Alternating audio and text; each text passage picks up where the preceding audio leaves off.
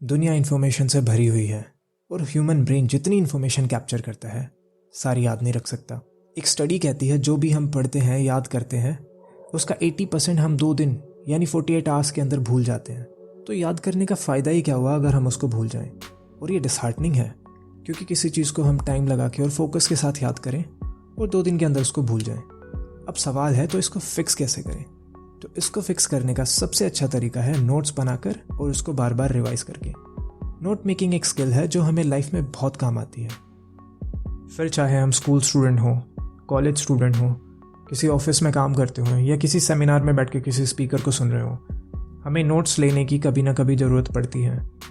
Notes जो समझने में आसान हो, जो हमारा टाइम सेव करे, जिससे हम इंफॉर्मेशन आसानी से और लंबे टाइम तक याद रख पाएँ और ज़रूरत पड़े तो किसी को ईजिली एक्सप्लेन भी कर सकें। तो इस वीडियो में मैं आपको नोट्स बनाने के 5 मेथड्स बताने वाला हूँ जिनसे आप बहुत क्विकली और ईजिली नोट्स बना सकते हैं। और ये नोट्स आपके फोकस और अंडरस्टैंडिंग में बहुत हेल्प करेंगे क्योंकि ये मेथड्स इन्फॉर्मेशन को अच्छे से ऑर्गेनाइज करते हैं। जब हम इन्फॉर्मेशन को ऑर्गेनाइज करते हैं तो उस इन्फॉर्मेशन को याद करना बहुत ईजी हो जाता है। जैसे हम अपनी फाइल या डेस्क ऑर्गेनाइज करते हैं या कंप्यूटर में फाइल्स ऑर्गेनाइज करते हैं। फर्स्ट मेथड है note taking and note making. एक स्टडी कहती है कि जो लोग पेन पेपर की हेल्प से नोट्स बनाते हैं वो एग्जाम्स में ज़्यादा सक्सेसफुल होते हैं उनसे जो डिजिटली नोट्स बनाते हैं। तो मैं आपको सजेस्ट करूँगा जितना हो सके पेन पेपर की हेल्प से ही नोट्स बनाएं। और best note making methods keywords पर बेस्ड होते हैं। कीवर्ड्स इन्फॉर्मेशन को ईजिली याद करने और समझने में हेल्प करते हैं।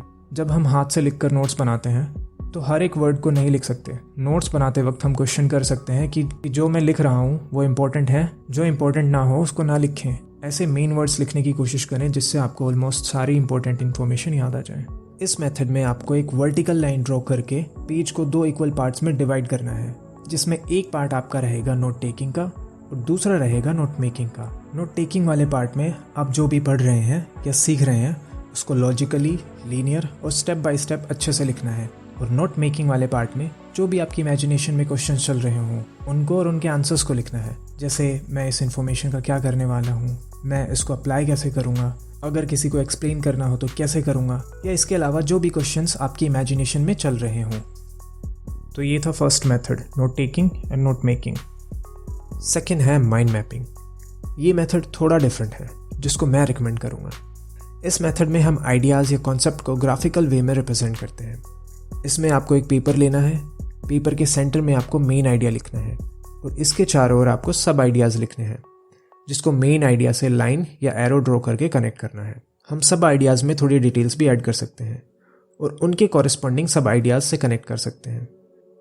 आप माइंड मैपिंग में सिंबल्स, कलर्स और पिक्चर्स का यूज़ कर सकते हैं जो कि हमारी लर्निंग को और अच्छा करता है क्योंकि हमारा माइंड पिक्चर्स में सोचता है। ये मेथड इतना इफेक्टिव इसलिए होता है क्योंकि ये लीनियर नहीं होता, एक ही पेज पर सारा कंटेंट आ जाता है। जैसे आप लीनियर नोट्स बनाते हैं तो सपोज हमारे किसी कॉन्सेप्ट के नोट्स 30 पेजेस में बनते हैं और पेज नंबर 1 से ज़्यादा इंपॉर्टेंट इन्फॉर्मेशन पेज नंबर 25 में हो तो उस पर डायरेक्टली जंप करना मुश्किल होता है। और यहाँ पर एक ही पेज पर सारी इन्फॉर्मेशन होती है तो हमें चीज़ें जल्दी से याद आ जाती हैं। माइंड मैपिंग में राइट ब्रेन का ज़्यादा यूज़ होता है। हमारा लेफ्ट ब्रेन लॉजिकल और लीनियर होता है, वहीं right brain creative, experimental, visualising और भावनात्मक होता है। और हम अपनी डेली लाइफ में ज़्यादा यूज़ लेफ्ट ब्रेन का करते हैं। क्योंकि हम राइट ब्रेन का ज़्यादा यूज़ नहीं करते तो ये खाली ही रहता है, तो ये चीज़ों को जल्दी याद कर लेता है। इसलिए कलर्स, सिंबल्स का यूज़ करिए। कुछ लोगों को माइंड मैपिंग कुछ ज़्यादा क्रिएटिव लग सकता है क्योंकि यहाँ कलर्स, सिंबल्स और पिक्चर्स का बहुत यूज़ होता है और इसमें राइट ब्रेन बहुत इन्वॉल्व होता है। तो उसके लिए थर्ड मेथड है जो note taking and note making की तरह लीनियर होता है, वो है क्वाड्रेंट मेथड। इस मेथड में हमें क्वाड्रेंट्स का यूज़ करना है। अब क्वाड्रेंट्स तो सभी जानते हैं, सभी ने क्वाड्रेंट्स का यूज़ किया ही होगा, स्पेशली मैथ्स में। इसमें आपको एक पेज में 4 क्वाड्रेंट्स बनाने हैं, एक हॉरिजॉन्टल और एक वर्टिकल लाइन ड्रॉ करके, और हर एक क्वाड्रेंट को 4 इक्वल क्वाड्रेंट्स में डिवाइड करना है। अब आपके पास 16 क्वाड्रेंट्स हैं। अब सपोज आप एक स्टोरी पढ़ रहे हैं तो स्टोरी का टाइटल हमें पेज के सेंटर में लिखना है और जो मेजर 4 क्वाड्रेंट्स हैं उनके लिए आपको क्वेश्चंस क्रिएट करने हैं, जैसे हु, व्हाट, व्हेन, वेयर, इस तरह से। और वो क्वेश्चंस आपको उनके कॉरेस्पॉन्डिंग क्वाड्रेंट्स के मिडिल में लिखने हैं और आपको स्ट्रक्चर्ड नोट्स बनाने हैं। फॉर एग्जांपल, आप एक स्टोरी पढ़ रहे हैं, आपने फर्स्ट क्वाड्रेंट के मिडिल में लिखा हु। उसमें जो कैरेक्टर्स हैं वो कौन है, उनके नाम लिखें। अगर किसी कैरेक्टर का नाम ना हो तो प्रोफेशन लिख सकते हैं, जैसे डॉक्टर, लॉयर। ठीक इसी तरह से दूसरे क्वाड्रेंट में व्हाट से क्वेश्चन हो सकता है कि स्टोरी में हो क्या रहा है। मे बी टाइम ट्रैवलिंग हो रही हो, रॉबरी हो रही हो, कोई गेम चल रहा हो, तो जो भी हो रहा हो उसको वहाँ लिख सकते हैं। इसी तरह से थर्ड क्वाड्रेंट में व्हेन से क्वेश्चन कर सकते हैं, जैसे स्टोरी कब हो रही है, कौन सा इंसिडेंट कब हो रहा है। और क्वाड्रेंट 4 में वेयर से क्वेश्चन कर सकते हैं, जैसे स्टोरी कहाँ हो रही है, क्या कॉन्टेक्स्ट है। तो आप अपने हिसाब से क्वेश्चंस एंड पॉइंट्स बना सकते हैं और उसकी समरी लिख सकते हैं। और ये मेथड पिछले दोनों मेथड्स को इंक्लूड करता है, नोट टेकिंग और नोट मेकिंग जहाँ चीज़ें लीनियर होती हैं, और माइंड मैपिंग जहाँ सारी चीज़ें एक ही पेज में होती हैं। नेक्स्ट है कॉर्नेल मेथड। इस मेथड को बनाया था कॉर्नेल यूनिवर्सिटी के प्रोफेसर वॉल्टर पॉक ने। कॉर्नेल मेथड इंटेलिजेंट स्ट्रक्चर को फॉलो करता है, जिससे चीज़ों को याद करना आसान होता है। ये बहुत ही सिस्टमैटिक और ऑर्गेनाइज्ड मेथड है। इसमें हमें एक पेज को 3 पार्ट्स में डिवाइड करना है।